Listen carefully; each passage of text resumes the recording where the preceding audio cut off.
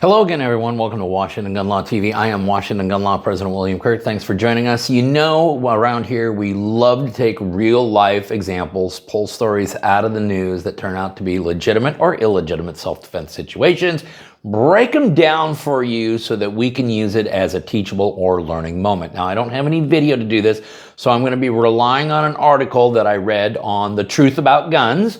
And if you're not following the good folks at the Truth About Guns, we're going to link them up down below. You should be doing that.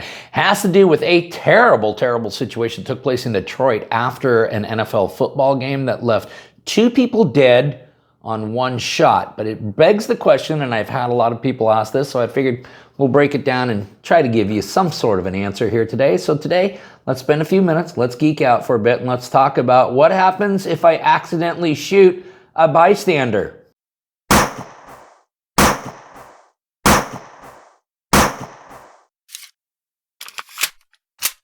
Okay, the story I'm about to tell you, the fact pattern for the most part is a fact pattern I have heard before. What makes it unique is going to be the single bullet theory here, and we're going to emphasize that here a little bit more.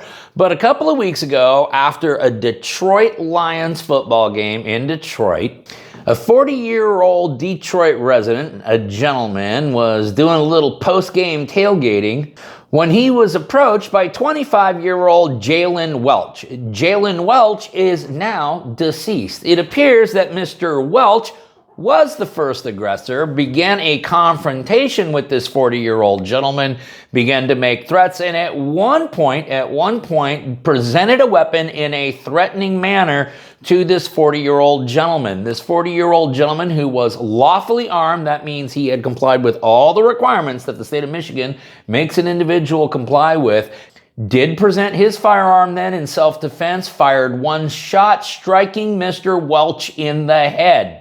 Mr. Welch passed away at the hospital the next day. Unfortunately, that same round, which was the fatal round for Mr. Welch, also struck 40-year-old Rashawn Palmer, who by all accounts was just standing there trying to get both guys to calm down, had absolutely nothing to do with the confrontation whatsoever. That same bullet struck Mr. Palmer in the head, killing him instantly. Now, after careful consideration of all of the evidence, the prosecuting attorney in the jurisdiction that would handle this matter has decided that no charges will be filed against this 40-year-old gentleman for either of the 2 deaths.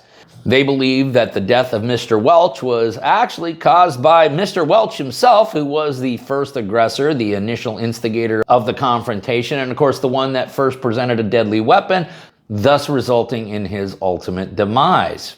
As for the horrifically tragic death of Mr. Palmer, who had nothing to do with this whole situation whatsoever, the prosecutors have determined that this 40-year-old gentleman who fired upon Mr. Welch did nothing unlawful. He was well within his right to use lethal force. He did so both subjectively and objectively in a reasonable manner. And unfortunately, Mr. Palmer just happened to be at the very wrong place at the very wrong time. Which brings me to a question I get asked a lot here on Washington Gun Law, especially when I do some of my self-defense presentations, which is what happens if I accidentally shoot a bystander? What the real hypothetical is okay, someone has now presented themselves to me, placing me in imminent threat of death or serious bodily injury such that I now am lawfully allowed to use lethal force. I then deploy lethal force, but a couple of my shots miss the true target and accidentally strike somebody who's standing in the area or down the street a ways or things like that. What can happen? Well, it's going to depend on jurisdiction by jurisdiction, and it's certainly going to be highly fact specific. I think the thing that saved this gentleman here is that it is a single bullet.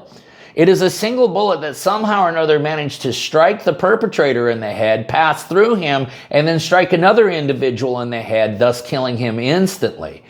Things might have been different if the testimony and the evidence was that this 40-year-old gentleman just sporadically opened fire and magnumed, striking the intended victim a few times, but also striking Mr. Palmer additional times.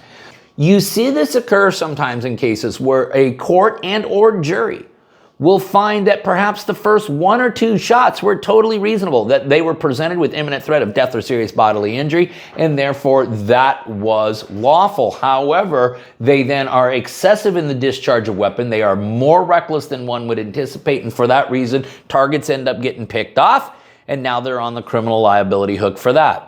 What it really comes down to is the reasonableness standard, because as we know, in order for a jury to find any use of force, whether it's a fist or a firearm, whether it results in a fat lip or a dead body, the jury has to determine that 1, the force you used was necessary.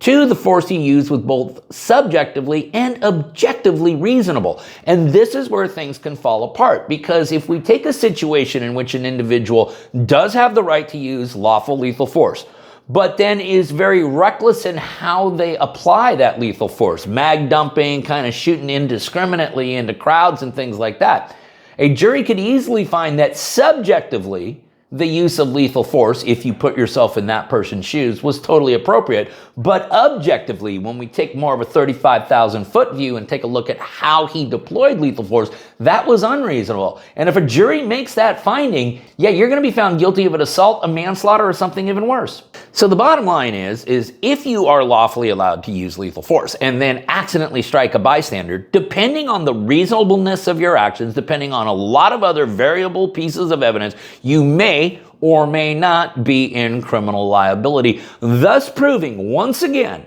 that the best way to manage conflict, if possible, is to avoid conflict. Listen, we're going to go ahead and link up the story down below so that you guys can geek out on it. Kudos to the folks over at The Truth About Guns for covering this. It's a very fascinating set of facts. If you guys got any other questions about this or anything else related to your Second Amendment rights or rights of self-defense, you should know how to get a hold of Washington gun law by now. But if you don't, that's okay. That information, it's down there in the description box. Maybe you got an idea for a video we should be doing around here. If you do, go ahead and click on that link right there. Let us know. It's probably better than any idea we're going to come up with. If you want to subscribe to our monthly newsletter, all the ability and information on how to do that is right down there in the description box. And then finally, and most importantly, let's everyone remember that part of being the lawful and responsible gun owner, like we talk about all the time here, is to know what the law is in every situation, how it applies to you in any instance that you may find yourself. Until next time, thanks for watching and stay safe.